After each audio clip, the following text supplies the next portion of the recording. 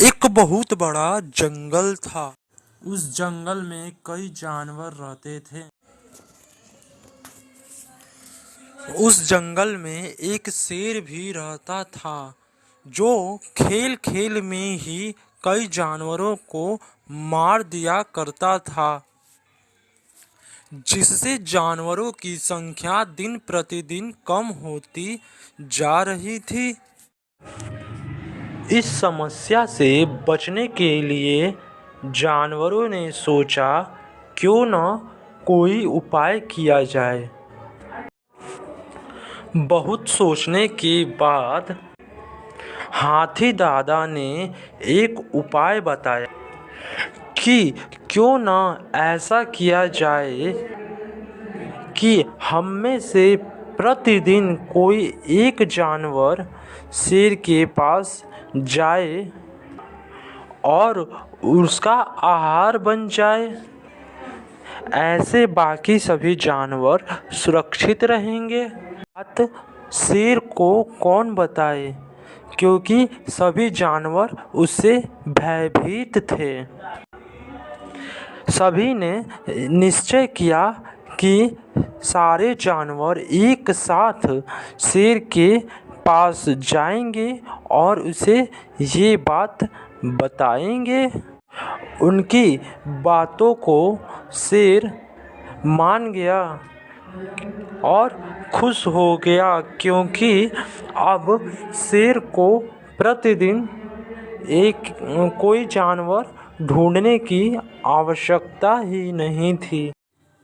शर्त के मुताबिक पहले दिन रामू गधे को शेर का शिकार बनने के लिए भेजा गया। शेर महाराज ने रामू गधे को अपना भोजन बना लिया। ऐसे ही शर्त के अनुसार प्रत्येक दिन कोई न कोई जानवर शेर का शिकार बनने के लिए स्वयं ही आ जाया करता था। अब एक दिन चतुर गिलहरी की बारी थी। चतुर गिलहरी ने सभी जानवरों से मिलकर अंतिम विदाई ली और शेर के पास जाने के लिए तैयार हो गया।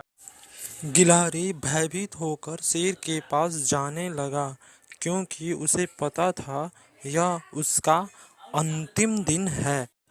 रास्ते में चलते चलते गिलहरी ने एक तालाब देखा।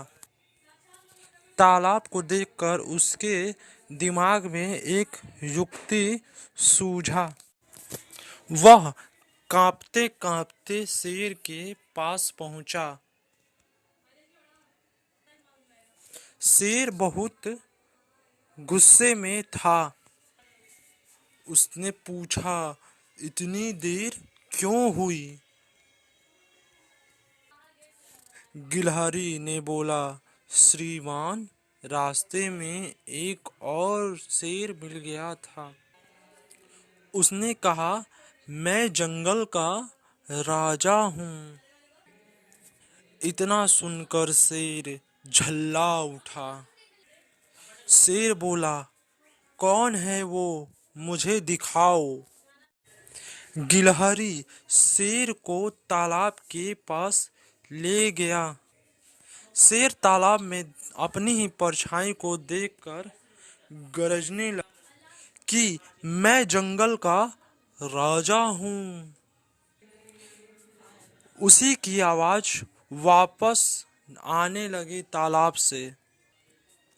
शेर को लगा, इसमें जरूर कोई दूसरा शेर है।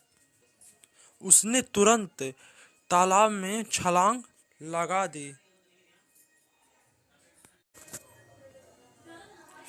अब गिलहरी खुशी खुशी वापस जाने लगा और जंगल पहुंचकर यह खुशखबरी उसने सभी जानवर सुनकर खुशी से झूम उठे।